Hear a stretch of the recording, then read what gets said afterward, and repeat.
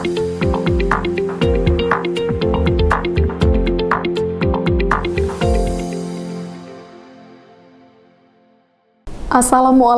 warahmatullahi wabarakatuh. Halo pemirsa, apa kabar Anda hari ini? Kembali lagi di UMN Channel Reaching Out to Public bersama saya Nazira Anindi. Kami akan memberikan sejumlah informasi yang menarik untuk Anda. Inilah UMN News.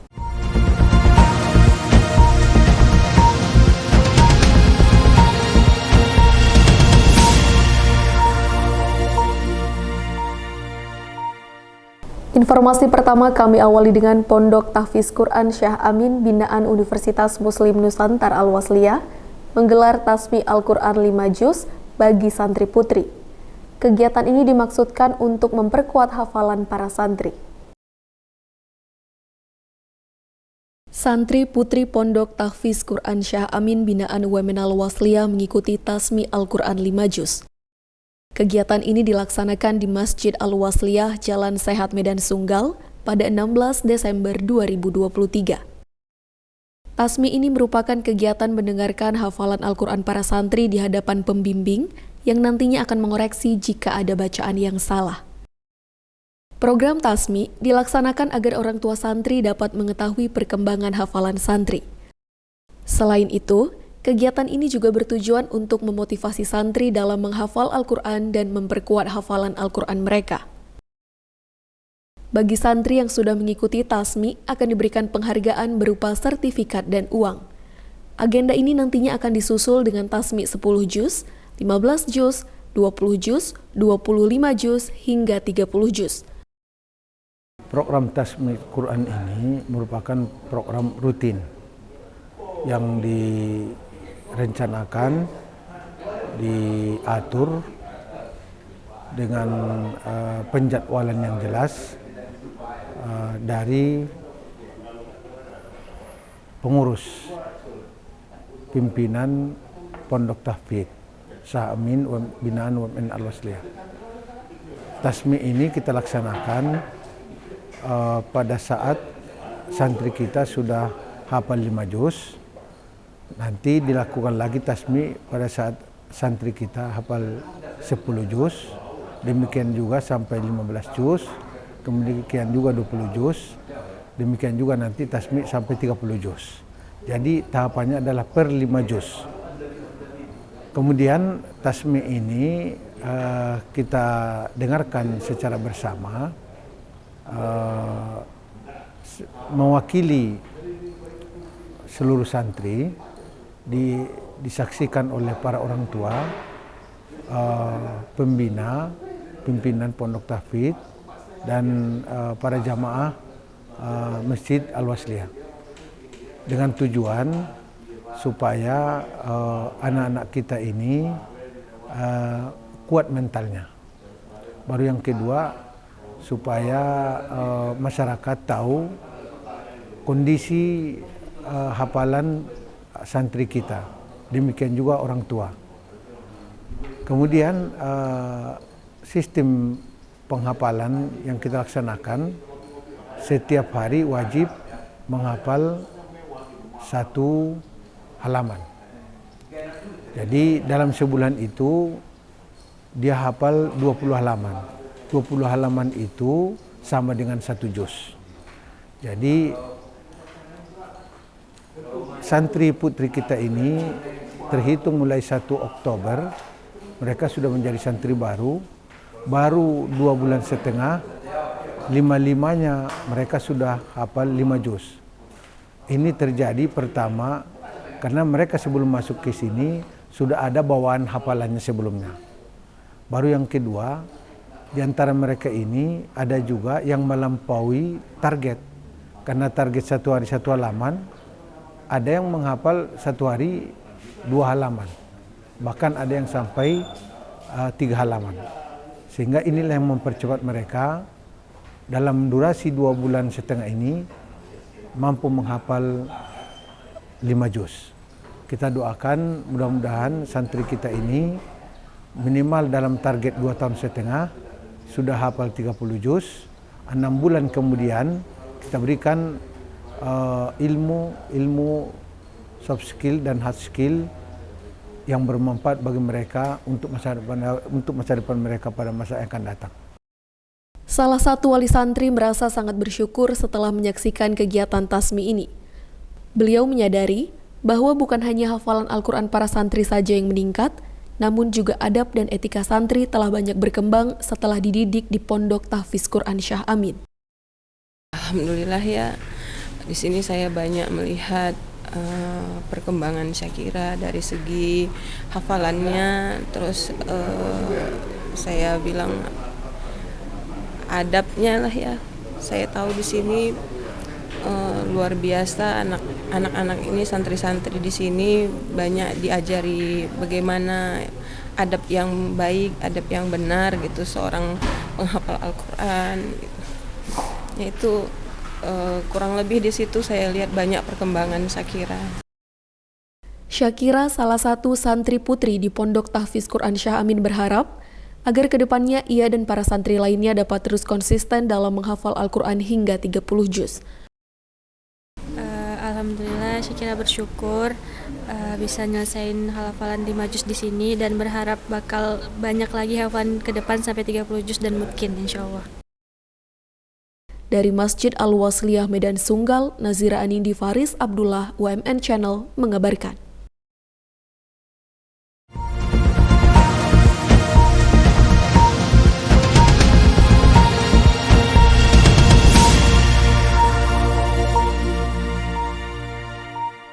Selanjutnya, Universitas Muslim Nusantara Al-Wasliyah berkolaborasi dengan OIC Youth Indonesia dan Center for Uyghur Studies mengadakan seminar internasional.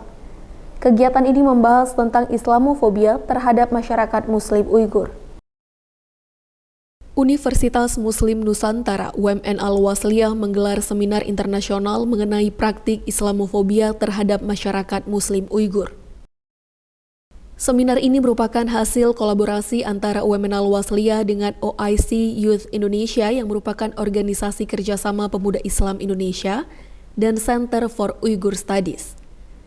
Kegiatan ini dilaksanakan di Auditorium Udin Samsudin Jalaluddin Lubis, Kampus Syekh Haji Muhammad Yunus UMN Al-Wasliyah pada 18 Desember 2023. Presiden OIC Youth Indonesia, Astrid Nadia Rizkita, dalam kata sambutannya mengatakan bahwa advokasi dan peningkatan kesadaran terhadap isu Uyghur telah menjadi fokus organisasi ini sejak didirikan. Sampai saat ini, OIC Youth Indonesia terus berkomitmen untuk memperjuangkan hak asasi manusia dan menciptakan keadilan, khususnya bagi masyarakat Muslim Uyghur. Pada kesempatan ini, Mr. Abdul Hakim Idris, Executive Director of Center for Uyghur Studies, yang juga merupakan salah satu narasumber, menjelaskan bahwa sejak dahulu, etnis Muslim Uyghur mengalami penindasan yang cukup parah oleh pemerintah Cina. Etnis Muslim Uyghur dilarang beribadah, dipaksa untuk melepas atribut keagamaan, hingga penghilangan identitas. Selain itu, pemerintah Cina memberantas etnis Uyghur dengan memasukkan anak-anak ke kamp konsentrasi yang berisi aliran komunisme. Melalui seminar ini, ia ingin mengajak masyarakat Muslim di Indonesia untuk membantu memerangi ketidakadilan yang dialami oleh masyarakat Muslim Uyghur. Center for Uyghur Studies, we are research-based institutions. We write reports, articles, and we are focusing to educate the Muslim majority country about the Uyghurs, about Uyghur history, culture, civilization, geography, current political situation, human rights abuse, and Islamophobia, and religious persecutions. Today, the Uyghurs are facing the worst atrocity in humankind, I can say. As the Uyghurs, we are forced to change our religion, our culture, our identity to become somebody else. The difference is from other atrocities, China's communist government hiding this genocide, China's war on Islam. For example, we can see if a person in Sweden burned the Quran, we can watch, we can condemn. But China is doing the same, putting the burning ceremony on their internet websites. But no Muslim country, no Muslim scholars, no Muslim institution picked up to condemn that. So if it comes to China, many are don't want to listen, don't want to see and speak. So we are here with our brothers and sisters among us, and they try to be voice for the Uyghur Muslims. So the difference with the Muslims outside the Muslim countries, my country, in my country we cannot say I'm Muslim. You can imagine that. Say Salam Alaikum is crime. Wear hijab is a crime. Going to mosque is a crime. Not drinking alcohol is a crime. If fasting is a crime, you can go ahead. And you cannot even get the education or learn about your religion. It's in Chinese communistic government's rule, law, it's a crime from the states. When the Chinese communist government say we have the law, we have the rule of law, it's these rules. Even they try to change the misbah, tasbih. You know, instead to say Subhanallah, Alhamdulillah, you have to say I love my country, I obey the party, I'm thankful for the communistic leadership to give me the life to breathe. This is the situation, and to educate the Muslim countries, we need more research, more effort. As a Center for Uyghur Studies, this time we came here with our reports on Islamophobia in China and the Muslim countries' attitude. We came with the booklets that explained the situation, and there's recently published my book, the Menace, Chinese Colonization of Islamic World and Uyghur Genocide. And we, as a Center for Uyghur Studies, launched our websites in Bahasa language. We have a social media in Bahasa language. So we try to provide our brothers and sisters in Indonesia, Indonesian public, first-hand information. Please follow us on social media, look at our websites, and write on website reports, articles. We will be helpful because it will come from one source. Rektor UMN Al-Wasliyah Bapak Dr. Haji Firman Syah MSI mengatakan bahwa UMN Al-Wasliyah akan ikut berperan aktif untuk membela hak asasi manusia terutama etnis Muslim Uyghur dalam rangka kemanusiaan. Bahwa UMN Al-Wasliyah dan Al-Wasliyah merupakan bagian yang tidak terpisahkan yang dalam hal ini sangat antusias untuk ikut dalam membela hak asasi manusia yang terjadi di muka bumi ini sesuai dengan amandah tentu dari Undang-Undang Dasar 1945. Tentu dengan dukungan kita warga Indonesia, Al-Jamiatul Wasliyah dan Universitas Muslim Nusantara Al-Wasliyah, dan tentunya atas ridho Allah Subhanahu wa Ta'ala, bukan tidak mungkin Muslim Uyghur akan mendapat keadilan di muka bumi, tempat lahirnya sendiri. Ketua Umum Pengurus Besar Al-Jamiatul Wasliyah Dr. Kiai Haji Masyurul Khamis SHMM mengatakan bahwa seminar internasional ini menjadi bukti kontribusi pengurus besar Al-Wasliyah dalam upaya membela masyarakat Muslim Uyghur. Beliau menjelaskan bahwa Al-Wasliyah sebagai salah satu ormas Islam memiliki tanggung jawab untuk mendorong terciptanya perdamaian dunia. Kami yakin ini akan memberikan kontribusi terbaik kita dalam upaya membela, mensupport saudara-saudara kita khususnya di Uyghur. Yang kedua, Indonesia sebagai negara yang mayoriti berpenduduk Muslim, di dalamnya banyak lembaga-lembaga atau banyak organisasi, dan salah satunya adalah Al-Jamiatul Wasliyah. Maka tentunya Al-Jamiatul Wasliyah sebagai salah satu NGO di Indonesia punya tanggung jawab yang besar dalam upaya mendorong terciptanya perdamaian dunia. Dan oleh karena itu maka apa yang sudah kita jalin kerjasama dengan Mbak Astrid sebagai Presiden OIC Indonesia adalah bahagian yang tidak boleh terputus di sini saja, tapi harus dikembangkan dan terus ditingkatkan sebagai bahagian dari upaya kita, literasi kita, sosialisasi kita kepada umat Islam Indonesia. Tidak boleh cuek, tidak boleh tidak peduli terhadap nasib saudaranya yang lain. Hari ini banyak sekali permasalahan umat dunia, ada Uighur yang sekarang lagi luar biasa adalah saudara kita di Gaza, Palestina, begitu juga dengan saudara kita Rohingya yang ada di depan mata kita.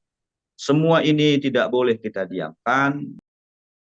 Seminar internasional kali ini juga diisi oleh beberapa pemateri lainnya, yaitu Bapak Profesor Dr. Hasan Asari ME dari Universitas Islam Negeri Sumatera Utara, Bapak Imam Sofyan dari STAI Persis Garut, Ibu Dr. Nelvitia Purba MH dari UMN Al-Wasliyah, Ibu Dr. Wan Nur Zasmina bin Wan Arifin dari University Sultan Zainal Abidin Malaysia, dan Bapak Dr. Asni Dolohlai dari Jamiah Islam Syekh Daud Al-Fatoni Thailand.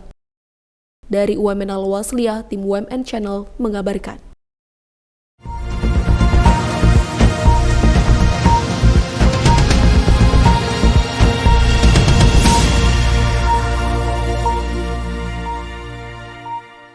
Informasi tadi sekaligus menutup jumpa kita pada hari ini. Saya Nazira Anindi beserta seluruh kerabat kerja yang bertugas pamit undur diri. Wassalamualaikum warahmatullahi wabarakatuh.